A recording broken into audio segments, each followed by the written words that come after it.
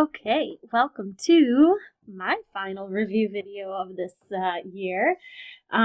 So in this unit we are going to be talking about graphing trig equations, in particular sine, cosine, and we're not going to really do much tangent.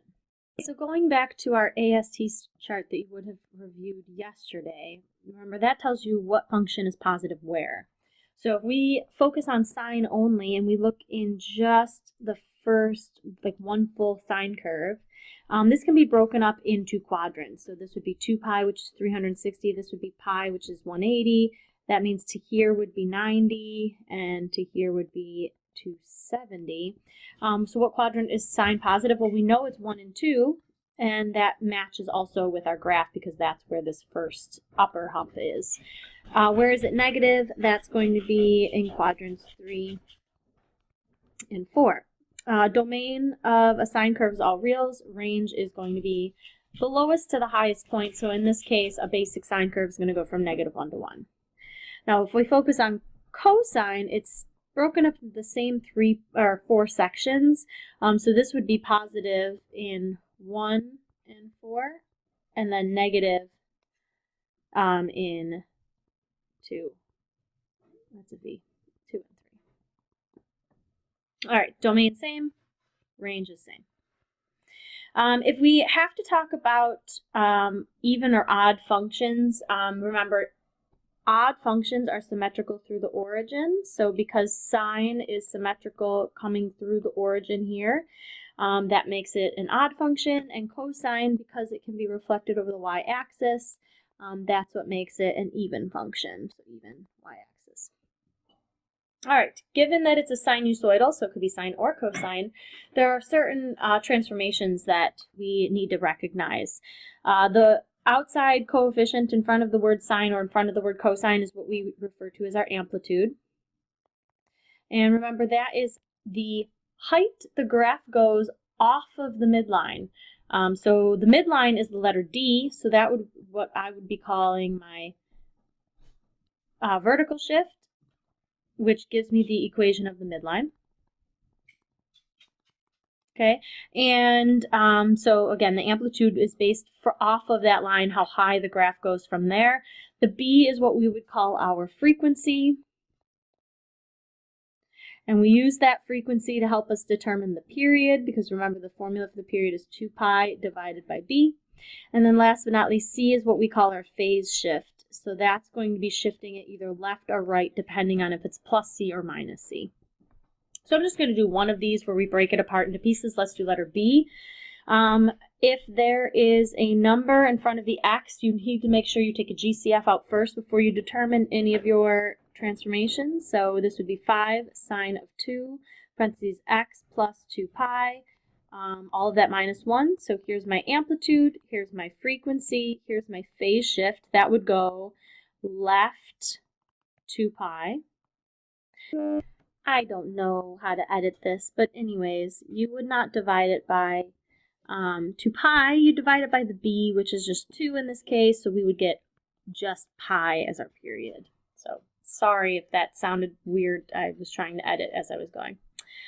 All right, I'm going to graph 2 of these with you, and I'm going to slightly modify this first one just because I want to practice us graphing a midline here. So if you could add a +1 on the end of that as your midline, just so we can, try something a little bit more.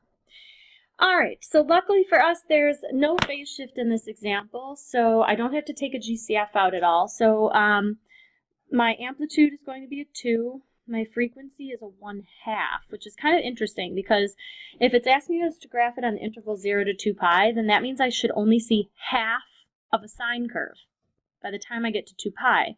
So remember, a sine curve looks like an S.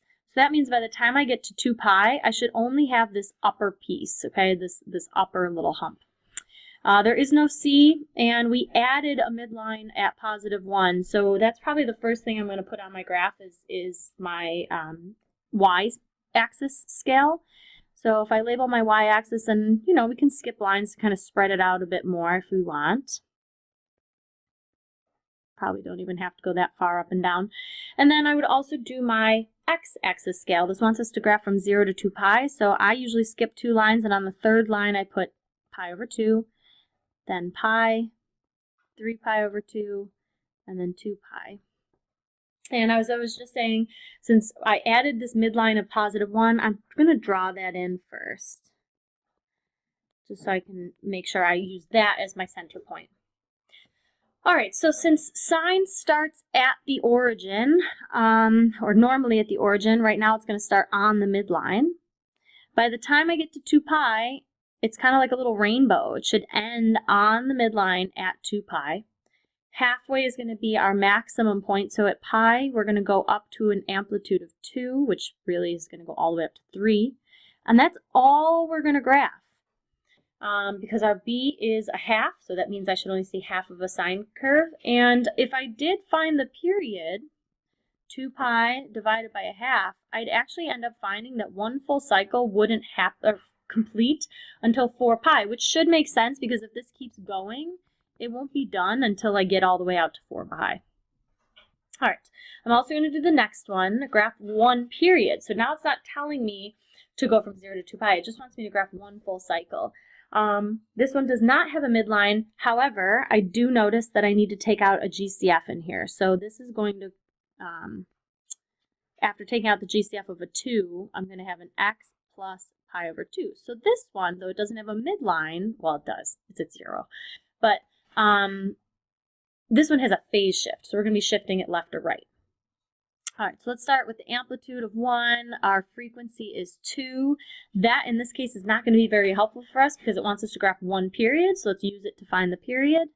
So 2 pi divided by 2 is pi. All right, so we should see one cycle in the length of 2 pi. However, we are shifting it left, pi over 2. So we're going to be going 90 degrees to the left. So every point that would have happened is now going to the left 90. So here's what cosine normally looks like. And now it's all going to be shifting to the left, 90 degrees or pi over 2. So again, let's label our axis. This only has an amplitude of 1, and there's no midline, remember, so I really don't have to label much farther than that. If you want to, you may.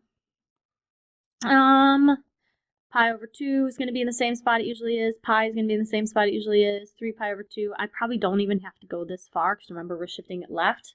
So I should probably label some things that go to the left.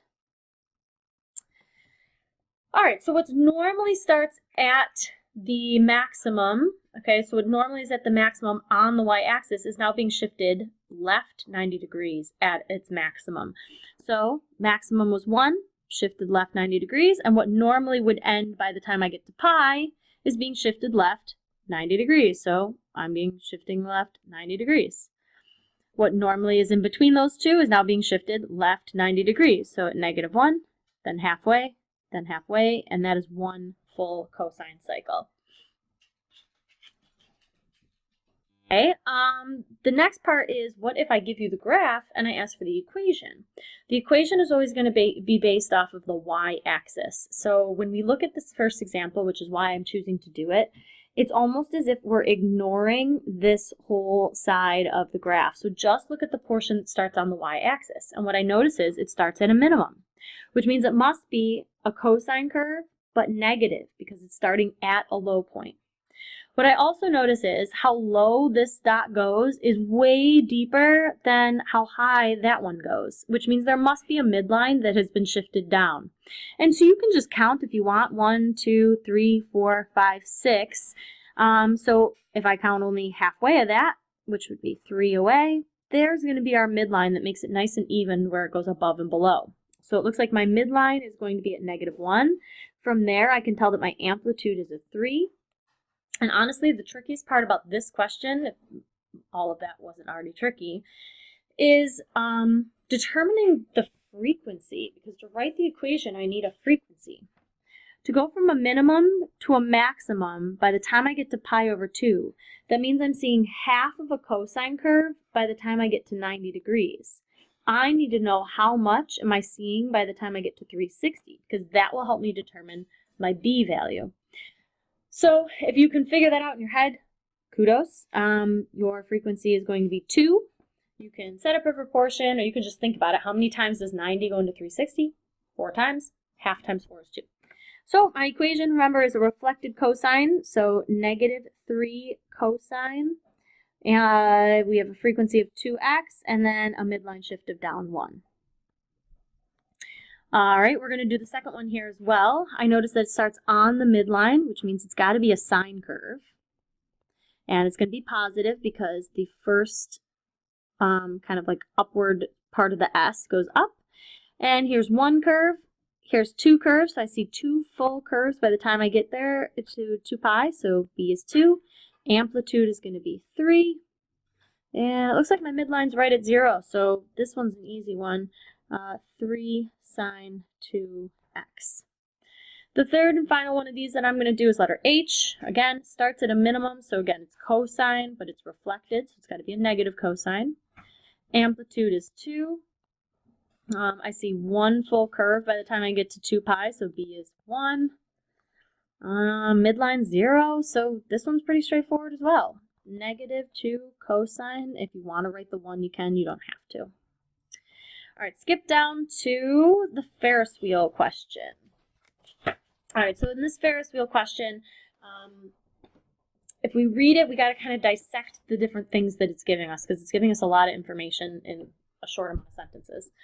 A Ferris wheel with a radius of 25 is rotating at a rate of 3 revolutions per minute. So we have a Ferris wheel that has a radius of 25. Okay, so that means the diameter is 50 that's what I'm thinking. If a chair, when you get on the Ferris wheel, you get on at the lowest point, and we know we kind of like ride around the whole circle there. And that lowest point is 5 feet off the ground. Okay, so what I am currently thinking about is, if it's 5 feet off the ground, this little part here, and then I have a radius of 25 and then another radius, or aka a diameter of 50 here, the maximum height is going to be 55. That this little like Ferris wheel cart is going to make it to. That's the height that it will go. And then as it comes back down and around, the lowest it will go is 5 feet off the ground. Well, 55 is going to be our max, 5 is going to be our min, and that's how we're going to find our midline, which we probably can guess it's going to be somewhere in this line area, but let's calculate it. So our midline is max plus min divided by 2, which means we have a midline 30 feet off the air. If our midline is at 30 feet off the air and we're going above and below that midline, then that means our amplitude, which happens to be our radius, is 25. So far, so good. We know we're starting at a minimum point, which should sound like a cosine curve but reflected. Okay, so cosine but negative. The trickiest part of this question happens in this sentence right here. 3 revolutions per minute is giving you information about the cycle length or the period length. So if there are 3 revolutions in 1 minute and it wants you to write this as a function of time in seconds, we have to remember that there are 60 seconds in 1 minute. So if there's 3 revolutions in 1 minute, so in 60 seconds, so 60 seconds for 3 revolutions, that means it's 20 seconds for 1 revolution, which is what we call the period. So that is very helpful to us. If we can find the length of 1 period, then we should absolutely be able to use that to find the frequency, which remember is the exact same formula we were using earlier, which is 2 pi divided by. And so the period is pi over 10. And now we have everything we need. Y equals, we start, remember, at the bottom of the Ferris wheel, so -25 cosine pi over 10x, and we got shifted up 30. All right, last one. We're only going to do A, B, C, and then we're going to graph it. We're not going to do letter D. So the tide at a boat dock can be modeled by the following equation, where T is the number of hours after noon, and H of T is going to represent the height of the tide in feet. Okay, the amplitude is going to be always a positive value, even if there's a negative in front of it. So the amplitude is 2. That's how high it will go above the midline. The period of the equation, okay, so pi over 6 is the frequency. So if we do 2 pi divided by pi over 6, and I flip that, the pi's cancel each other out and I get 12. But then it asks, what does that mean in the context of the problem? Remember, period is always representing one full length, and it's on the x-axis of which you label this, right? And so the x-axis in this case is t, which is measured in hours. So this must mean that 12 hours is the length of one full tide cycle. So since this is a reflected cosine curve, then that must mean it must go from a low tide down to a low tide again in the span of 12 hours. That's what that means. The maximum height the tide will reach, so basically how high is a high tide? Well, if the midline is 8 and the amplitude is 2, then that means the most water it will have at the high tide is 10 feet of water. All right, so if we go to graph this, we want to label our x-axis in terms of hours. Feel free to skip a line if you like. I'm going to, so 1, 2, 3, 4, and so on. Then also up the side, you want to label that in terms of feet. And remember, the maximum height that we go is 10, so I'm going to do every line is counting. So 1, 2, 3, and so on. You have that labeled. Your midline is at 8, so I'm going to draw that in. We know we have a reflected cosine. We have a minimum at 6. And like we said, 12 hours later, we're going to end at a low tide of 6 feet. That means halfway, which would be at 6 hours, we're going to have a high tide at 10. Halfway is on the midline, so 3 hours and 9 hours. And we can nice curve through those. But the only thing I'm going to talk about for the next question, which is tan, I'm not going to take the time to graph it. Remember, it ends up looking like snakes. The biggest thing you have to remember about tangent is where are the asymptotes, aka where is tan undefined. So tan is undefined, which will create asymptotes at odd multiples of pi over 2. So what that means is you will have an asymptote at positive and negative pi over 2, which would be positive and negative 9b, and then you'll have it at positive and negative 3 pi over 2, so positive and negative 270, and then positive and negative 5 pi over 2, and it would keep going out in that manner. So that's what I mean by odd multiples of pi over 2. That's the biggest takeaway for tan. All right, good luck.